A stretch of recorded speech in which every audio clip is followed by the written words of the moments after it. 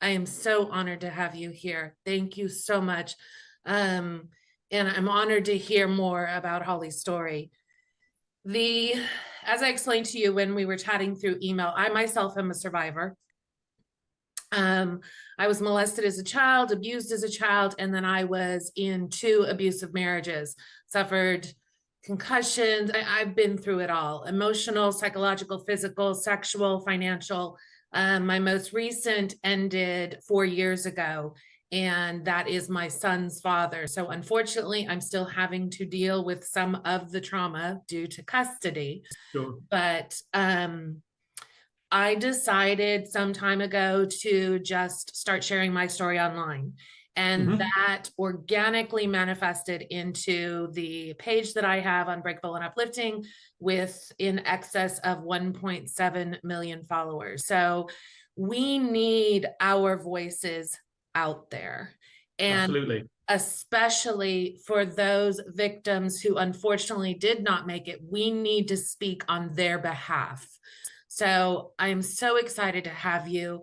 Holly's story, out of all the episodes, that was the one that spoke to me the most. There were so many similarities there, so many things that I recognized and associated with that. I'm beyond blown that you responded and you're giving me this opportunity to speak with you. So thank you so much. You're welcome. So first and foremost, let's talk about Holly, if you're comfortable. And I only want you talking about whatever you're comfortable with. I'm happy talking about absolutely anything. I always say that when I talk to people, ask whatever questions you like, because for me, it's about, you mentioned it, it's about getting it out there. It's going to get that narrative out there that people understand what, people like Holly go through. Yeah.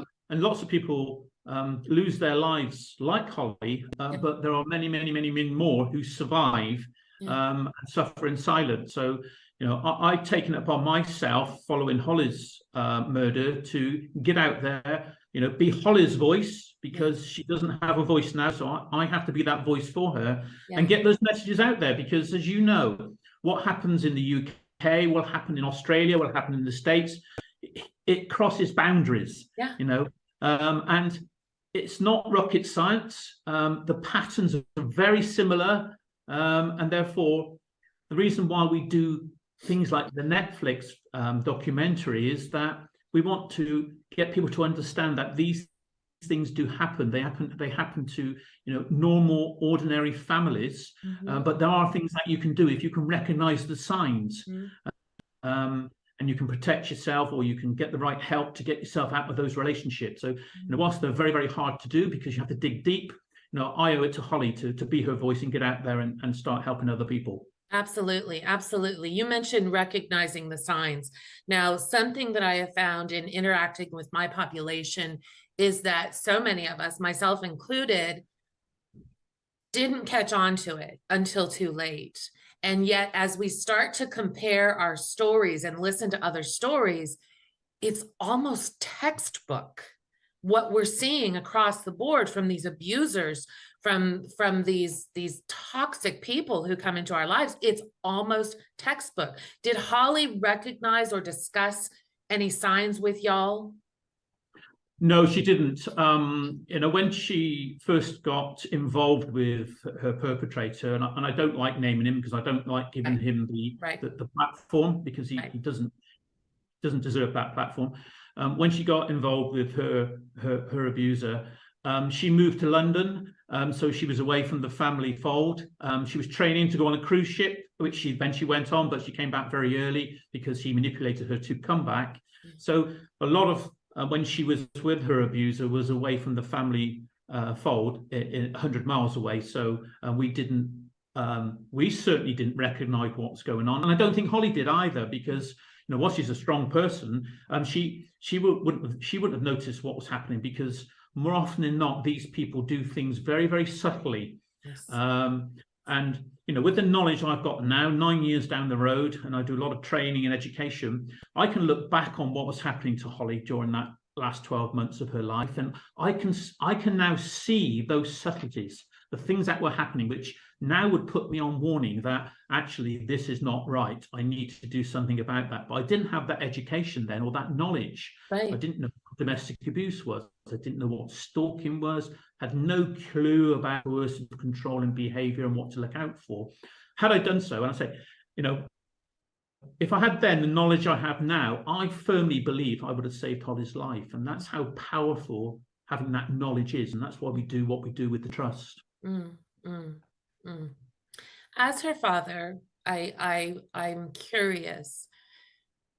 You said, had you had the knowledge, you would have potentially had the opportunity to save her life. As the surviving parent, do you deal with guilt? Do you struggle with guilt? Which, of course, you hold no guilt over this, but I'm curious for those out there. Do you struggle with guilt from time to time? Yes, I do, and often I think about, if only I'd known, if only I did this, if only I did that. And of course, I didn't have that knowledge back then, but it always goes through your mind that, I was a father. Perhaps I should have protected her better, but I didn't know. I didn't understand. I didn't have that knowledge, and I didn't pick up what was happening. No one picked up on it, and therefore we didn't have anyone saying to us, what's happening to Holly? She's going through this, she's going through that. So no one picked up on it around us. So we didn't have the opportunity really to intervene. But as you say, as her parent, as a father in particular, I have that guilt. And I will always have that guilt because, she's my daughter. And I always feel in the back of my mind that I should have protected her better. Yeah. Let me speak to you as a survivor, having been a victim and a survivor, that I'm sure you're familiar with the whole theory of cults. I can assure you that there is nothing you could have done, whether you knew or not, because due to the coercive control, we become so brainwashed in these relationships that first and foremost, we don't let on to anything. We make excuses for them. We justify their behavior. We take on the guilt of those behaviors. There is absolutely nothing that my family, my loved ones could ever have done to get me out of the relationships that I was in. So please understand, honestly, we protect them. We're so brainwashed. We literally are in a cult of one, where that coercive control is fierce. That coercive control, it is a cult. We're brainwashed. Yeah, and I'm sure Holly was protecting us from what was happening because, a couple of things that came through. For example, one text that she had when she was near to the end, it said something like, ring me now, otherwise I'll come around there and put a baseball bat around your dad's head. Well, he wouldn't, of course, because he was a coward in that respect. But Holly, a young, vulnerable person, she would have protected me from that. And I didn't know about that until after she was killed. So that was a way of her protecting, I think, me and the family from what she was going through. Absolutely. Let's celebrate her for a moment here. You shared a lot about her in the episode, and I believe it's episode 3 of the series. Tell me about Holly. Tell me about her personality. And I know she wanted to go on the cruise ship, which I was like, I got goosebumps, like, go girl, Let's celebrate her a little bit. Tell me about Holly. Yeah, absolutely. Holly was a very fun-loving individual, and she was a fully qualified hairdresser. She loved being able to change her appearance by her hair, and we've got lots of different photographs of her in different styles, different colors, and you never knew what she came home with. What hair was going to look like, and she could change her outlook and the way she looked to other people just by that color and her hair. So she loved that fashion. She loved being able to express herself. But she said to me one day, Dad, I want to travel the world. And I said, okay. And we sat down, we talked about it. And she said, well, I'll combine traveling with my hairdressing and, go on a cruise ship. I said, that's fantastic. And she got the job. She went to London to train and she got on her ship. And as I said, she came back after, this was going around the Bahamas, after a week or so. because obviously Maslin manipulated her to come back. But she was a fun-loving individual. She had a wicked sense of humour, and I love that about Holly. She was very effervescent. She had a massive smile. Most of the pictures that you will see, if not all, she would have a smile on her face.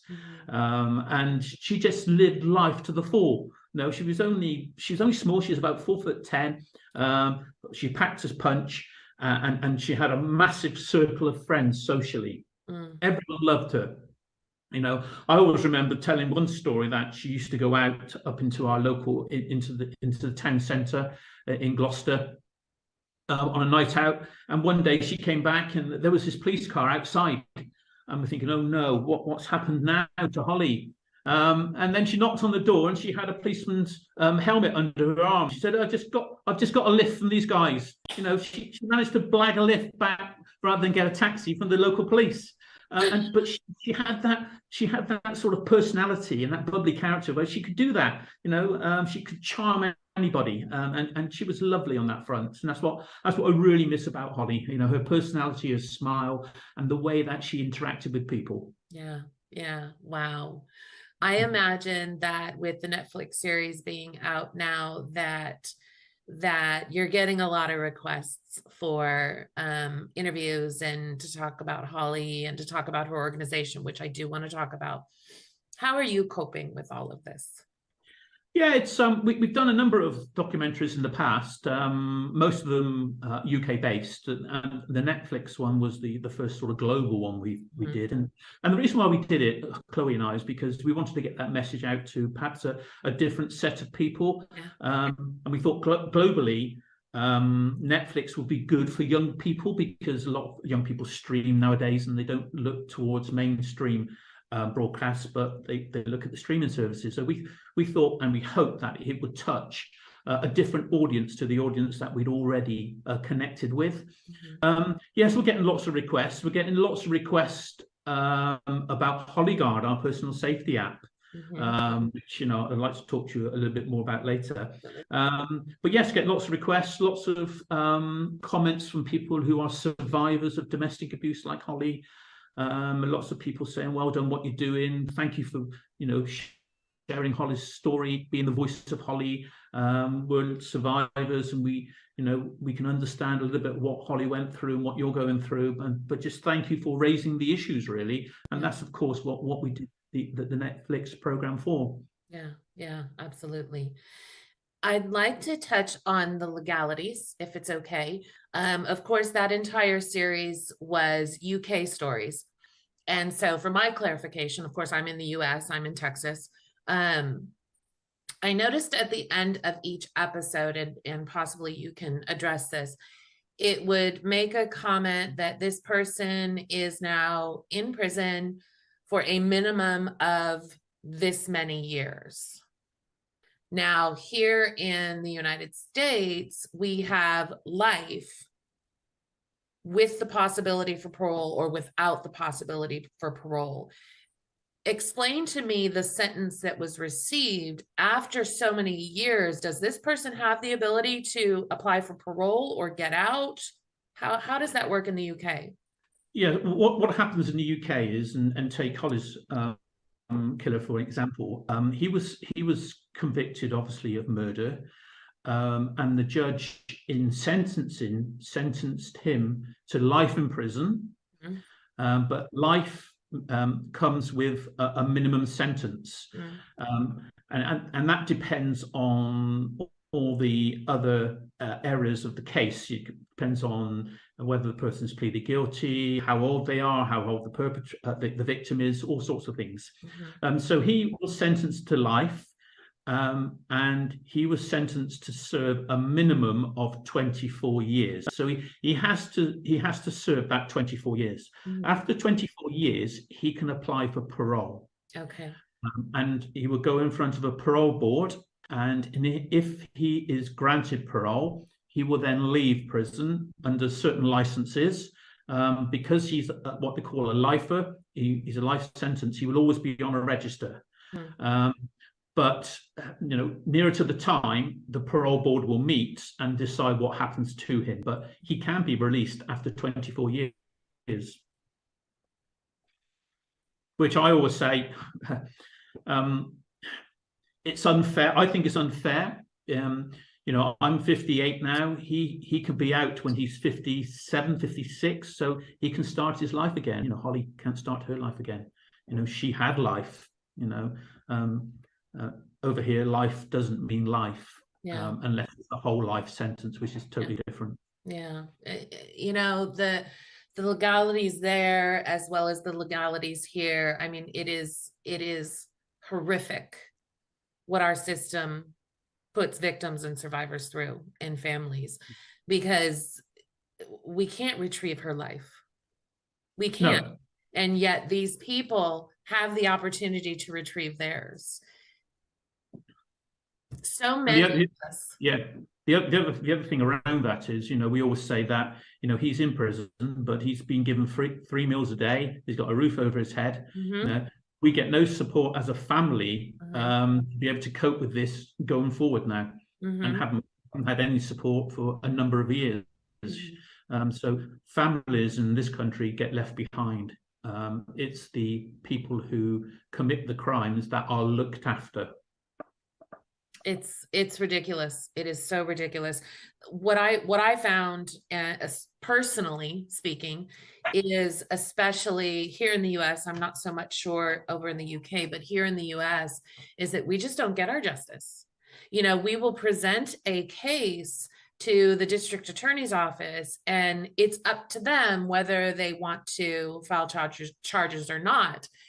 Not only, number one, do we most of the time not get our justice, but number two, we have to relive the trauma if there is a court proceeding that goes on. Sure. And a lot of victims, you know, I've had to make that assessment. I've spoken with the district attorney's office for the sexual assault that happened by my ex-spouse. I'd have to relive that entire thing all over again, as well as, I mean, I've got documentation to support, you know, the emergency surgery and the fact that he lied about it in court. I've got all of that, but ultimately it's just my word against his, you know, and it's so many of us suffer in silence. Absolutely. Yeah. So many of us. So many don't come forward because of the system. Correct. Because they don't want to be re-traumatized by the system and then end up being no better off. And that's a huge factor. Yeah. I've had situations, again, as I explained to you, my child is still a minor. He's got one more year this year, and then next year he graduates, where my son was kidnapped. He was kidnapped. And I contacted the authorities. They always tell us victims and us survivors, contact the authorities, contact the authorities. And the authorities told me it's a civil matter. There's nothing we can do. He took my child across state lines, so that becomes a federal offense. And you're telling me there's nothing you can do. It's no wonder, excuse me, it's no wonder so many of us suffer in silence or don't come forward. Did you and your organization, Holly's organization, did you work towards some legislation? Did I see that? We don't get involved in legislation per se. You know, we obviously support a lot of the campaigns that are happening, but we don't lead that. And you know, there's a lot of changes in legislation in the UK. Very recently, we've had the Domestic Abuse Act that came in a couple of years ago and is still being rolled out. So we've had a huge amount of changes in legislation, but there's still a huge amount to do as well. One of the things that we try and do through Holly's charity, the Holly Gazzard Trust, is to raise the profile of what's happening. So, you know, domestic abuse, stalking, coercive behaviour, knife crime. We try and raise all those issues so that more people can come out and start talking about them, and they know that we're supporting that as well. So we have lots of information across all of our social media platforms, just to try and get people to understand what these issues are. And as you say, I think, you know, some people don't know they're in these situations. You know, low level perhaps abuse, low level coercive control, and so we send out lots of information just to try and help those individuals understand what they're going through. Let's highlight and celebrate Holly by sharing her organization. Tell me about the organization. Okay. A couple of months after Holly was murdered, I thought, well, Holly was just too good just to let go. She had so much going for her, spirit, her personality, her character. I didn't really want just let that fizzle out. So I created a charity called the Holly Gazzard Trust, and we're a UK-based charity whereby we have three aims. The first aim is, as I mentioned just now, is to raise the awareness of all the issues that Holly faced, to try and help other young people who perhaps are going through something that Holly went through, so they can identify it, and then they will know what to do about it. So that's the first aim. The second aim is about improving the education of individuals, and we do a lot of work. We have some workshops that we run in local schools. We have some training programs and workshops we run for colleges and universities. We have programs we run for local businesses or businesses in the UK, because obviously the business area is very critical. Holly was killed while she was at work doing the job she loved, and a third of domestic homicides in the UK occur on work premises. So we have a 4-day training program we take businesses through to try and change their culture so that the culture is right for people to start talking about these issues, but knowing that they get support from the business in a number of different areas. And we train managers how to have those difficult conversations and what to do if someone comes forward that they're being abused. So we do a lot of work around education across the whole sector.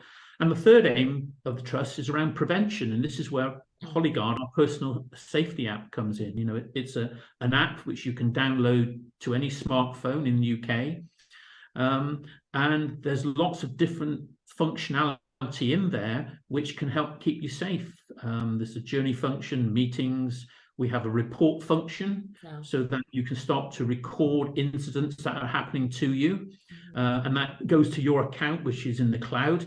Nothing is held on the phone, so if a perpetrator got hold of your phone, they can't see any information. But what we can do, if they're building that body of evidence of what's happening to them through their HollyGuard app, when the police then come to us when they're investigation, we can pass all that information on to them, and it stops the individual having to go through it, so they don't become re-traumatized by having to relive all of those incidents. We can just pass all that on to the police. And it's Crown approved. The Crown Prosecution Service say the data that we hold and we encrypt and we send can now be used in courts of law. So we're hoping to improve conviction rates. It's Home Office approved. The Domestic Abuse Commissioner loves it. So it's we've got 500,000 people now using it, but we've had to restrict it to the UK. But we're looking at launching it in the US fairly shortly. So that might be something which obviously we'll keep in touch with you about. Yes, please. I would love to advertise that. I do have a very large following in the UK as well. I actually have made lifelong friends over there of other survivors. I don't know if you're familiar with Sam Beckinsale. She just recently, I had the honor of interviewing her and releasing her new movie, Love. So definitely we're going to advertise Holly's Trust. With your permission, I'd like to have it added to my website. Absolutely, yes. I can always send you logos and things if you want. Just drop me an email. Perfect. For me, the more we can get it out there, the better it is. Absolutely. Absolutely. There's only one other nonprofit that I advertise on my website. I'm very selective over who is on my website, but I would be honored to have Holly's on my website. Yes, when we're done, we'll continue to communicate through email. I would love all the information on Holly's app. Let's get that out there. I want to support and continue to spread the word. The only way that we're going to make a difference, and I say this all the time on my platforms, the only way we're going to make a difference is if we all continue to speak up. We have to. And absolutely. I always say that, we all act differently, but actually we're stronger together in delivering that message and getting out there. And so, anyone we can partner with to get the messages out there, then I'm more than sort of happy to do so.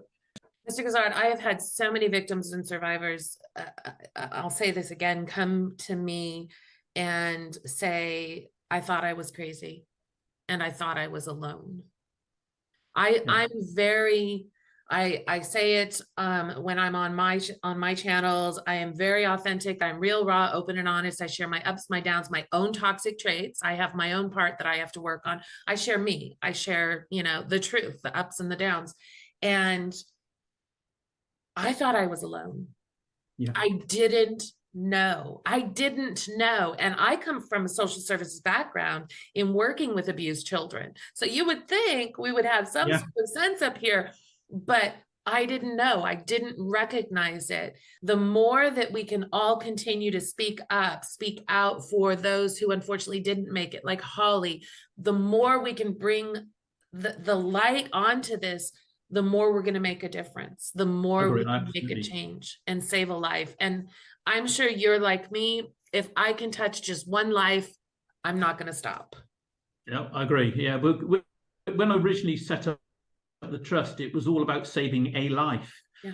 But I would never have dreamt in a million years that it would have grown as much as it has done, and the amount of the lives that we've affected in a positive way. And that gives me, it gives me that warm feeling in my heart that what we're doing is right, and that Holly just didn't die in vain. Actually, she's saving other people now, even though she's not here. Absolutely. She's saving millions of people. I am so honored again to have had you here with me.